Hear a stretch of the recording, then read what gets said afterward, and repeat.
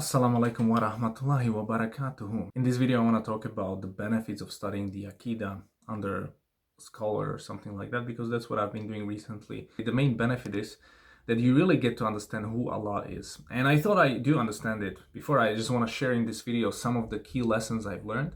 And I think you can apply them to your life and benefit from them, even as a non-Muslim, by the way, even as a non-Muslim, so hear me out. And really, the main lesson that you take from studying the attributes of Allah and studying who Allah is that you're a deficient human being and a very limited creature. Allah's existence is a completely different type of existence than ours. Imam Hanbal rahimullah has a very nice saying that whatever you imagine Allah to be like, He's other than that. So whatever you imagine right now, imagine what Allah is like, He is other than that, because there's nothing like Him. There is nothing like Allah, and He doesn't resemble the creation. This is nice to say, but imagining not resembling a creation, meaning, what does that mean? The creation has a beginning and an end, right? It's created and then it dies out. Allah doesn't have a beginning. He is pre-eternal and post-eternal. He doesn't have an end. So just with this simple exercise, you cannot even comprehend the greatness of Allah, because your mind, the way you were created, you can only function in the dunya, in the universe, where you have some time, you have some physical laws, you have the gravity, whatever. But you cannot go outside of those laws, because you just don't, you can't even wrap your head around the concept of pre-eternity before time was created. Like, what does that even mean? Imagine Allah doesn't need any time or space because He created them. So whatever you cannot limit Allah to any time. You cannot limit Him to a space or a place within a space, because He is the owner of the space, and He's not bound by space because He is nothing like the creation. He is in no specific place, in a sense where you have like a space, like the space-time continuum, like Einstein. There's nothing like Allah. Allah's attribute of hearing, for example, the way Allah hears, it's different to humans. Like humans, we have these ears, which is an organ, and then every organ is limited and it's created and it's deficient. Sometimes you can't hear properly, and all these things don't apply to Allah because He's perfect by all means, by all attributes. Otherwise, He wouldn't be God. So you have to affirm these attributes. And so His hearing is not like our hearing, and He can hear everything at once. He doesn't have like I have to hear, I'm hearing my son down play, but I don't hear my neighbor, for example, because there's like a distance. But this doesn't apply to Allah. Like he can hear your thoughts. He can hear even if you don't say anything. He can see what you think right now, and He can see in your heart what do you actually believe. And that's so amazing, because this should make you ponder and realize, oh, there's actually no way I can get out of this. Like, really, Allah is all powerful, la hawla wa la quwwata illa billah. You should just say that as a dhikr, and then submit your will to the will of Allah, because you realize He is the greatest. You are not the greatest. You are a very deficient human being who cannot even comprehend a concept outside of time and space. You cannot even comprehend Jannah or a paradise. Like, how can you even comprehend paradise if you have to breathe oxygen here, for example, right? So, and imagine a paradise, like maybe there's no oxygen because there are no trees, or maybe there's trees. Of course there's trees, because we know from the Quran there will be trees, but the trees might be different. The creation is different because you don't go to sleep. You don't have a toilet. So you don't have this system of digestion and all these things. Like, how am I going to look in paradise? Like, is it the same body? Is it the different body? If there's no day and night, if there's no sun, this is outside of your understanding. You have to just submit yourself and realize there will come a time when the creation is a completely different one, and Jannah is a completely different thing than the dunya, and you just simply cannot comprehend it. You cannot comprehend it, never. Maybe, just maybe, once we are in Jannah, once we are dead or somewhere along the line, you'll be able to understand more. Like when you were a child, you didn't understand the world, but then you grew up and your brain and things kind of configured, and you started understanding how things work. And maybe the more your soul continues on this journey, it goes through the barzakh, it goes to the day of judgment, maybe you're in Jannah, then maybe you get because Jannah is beyond any imagination. You cannot imagine Jannah. So really, you have to realize one thing. You're in a testing period right now, in this very moment in time. On YouTube, you're watching me. This is a very small time frame on the journey of your soul, before it was created, to the moment of creation in paradise, to the mother's womb where you were formed, and then outside here, and then when you die in the barzakh, and then go on to the day of judgment, and then Jannah or Jahannam, by the way. And you don't want to go to Jahannam even for 1 second. And this is the test. This is what's gonna, like, the before stage is just the preparation. Now this stage is the real deal. This is basically everything. So if you fail here, you're gonna fail everything after this. And if you succeed here, you're gonna succeed everything after this phase. So you really need to then realize, oh, my life is real. My life is actually very real. And since I know this about Allah, and I know it's by necessity, this is by necessity, His attributes are perfect, they are eternal. Because if they weren't eternal, He would be created, which means He is not God. And this is not possible with Allah. There is no possible world you can imagine without Allah, because He's a necessary existence. So this basically means you have to submit, bro. You have to stop doing all you're doing and trying to get out and maybe do this and that. And really realize, like, Allah has created you. Allah has created you. He knows everything about you. Every cell, every thought you ever had, every maskeen thought, every bad things you did, Allah knows about it. And He can forgive you. He can forgive you for everything except shirk.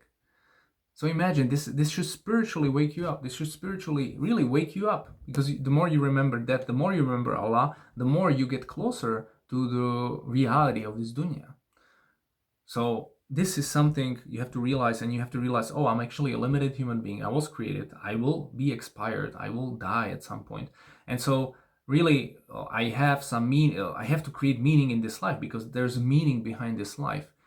And so that should really give you the purpose behind your life, which then should translate into your daily actions and how you live your life. Because you will realize that everything you do, Allah is watching you. And maybe you were not perfect and you cannot do everything perfectly, but with time, you should, inshallah, get to the stage where maybe, just maybe, you live your life like you see Allah everywhere. And this is the highest level of Islam. This is ihsan, the faith, where the iman, where you see, where you don't see Allah, but you act like you see Him all the time.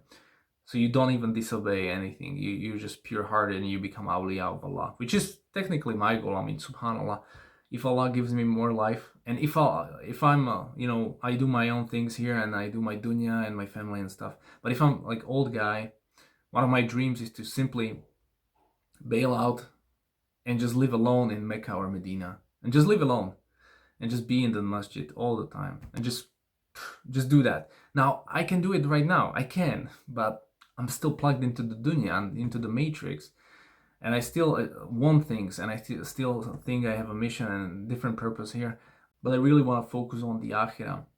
And maybe I will not live that long, and maybe I'll die tomorrow or in 10 years from now, and I will miss that chance. But it's one of my dreams to just be at peace, which I have the peace inside of my heart, because I know Allah.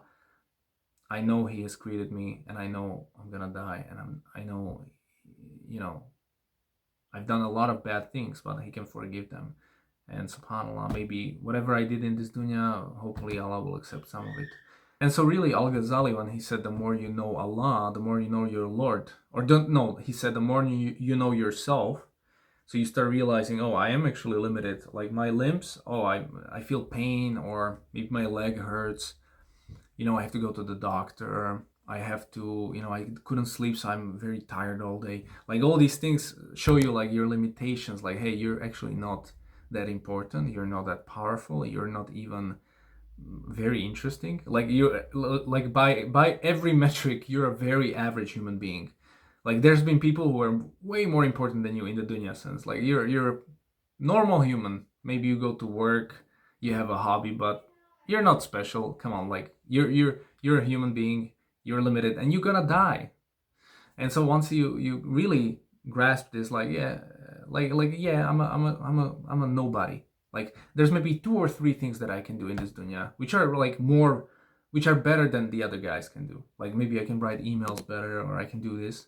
But that's about it. Like there's a ton of things I can do, and my wife reminds me of that every day. What Al-Ghazali is saying, the great Imam, is saying like you gotta, the more you realize your limited sets of properties of your own self, the more you start understanding how perfect Allah is in all His attributes. And the more you get a sense of like, oh, I'm his slave, I'm his slave, I'm his slave. There's nothing else I'm gonna worship in this dunya except Allah, because this is reality. We are all slaves of Allah. There's nothing.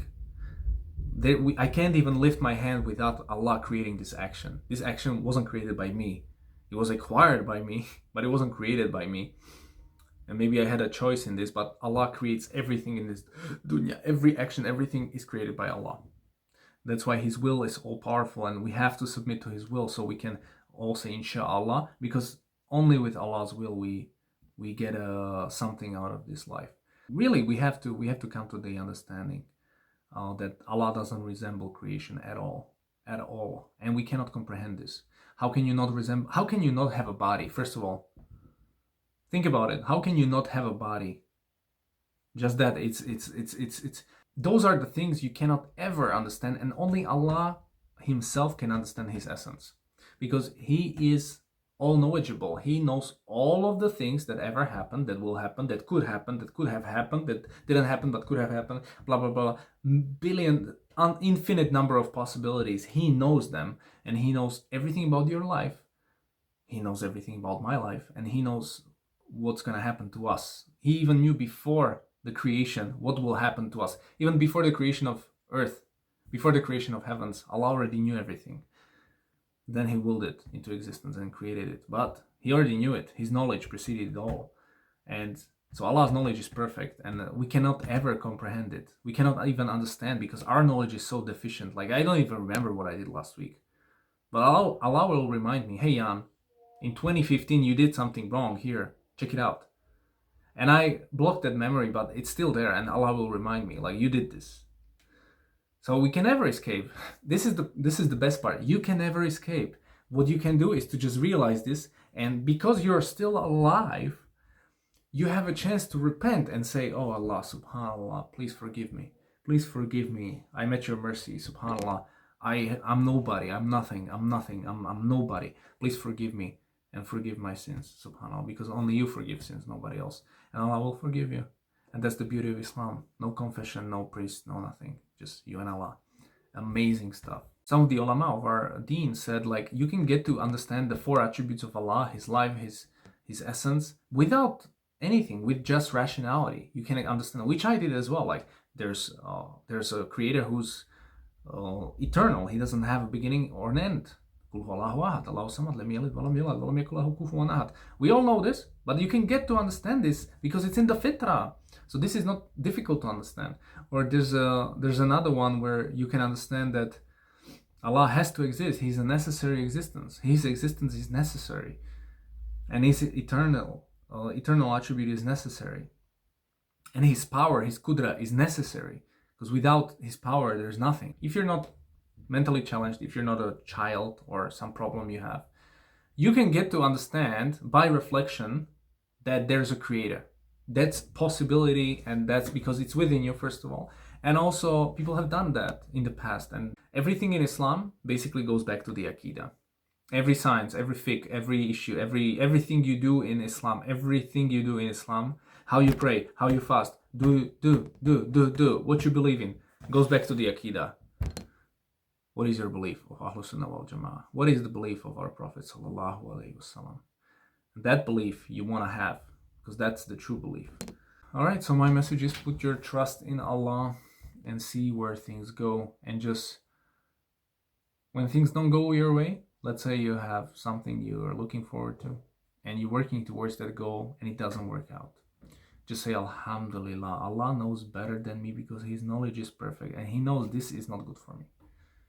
Because Allah wants good for you, so He knows this is not good for me, and just be at peace with that. So hopefully that helped. I don't know what my next videos will be about, but I just wanted to share this because this is what I've been thinking lately, and I just share what I think. And we're gonna post some updates from the masjid. We got new carpets soon, inshallah, and I love the building of a new community, and subhanallah, it's a blessing. So summer is here. We're gonna travel. I'm gonna go to several countries, including some Muslim countries. Starts with T, ends with Y. Yeah. I'll be in London, inshallah, in August. Let me catch you there if you're in London. And yeah, this is what I'm doing on YouTube. So if you want to support us in the masjid, donate below. There's a link. And hopefully you have a great week and weekend. Assalamu alaikum wa rahmatullahi wa barakatuh.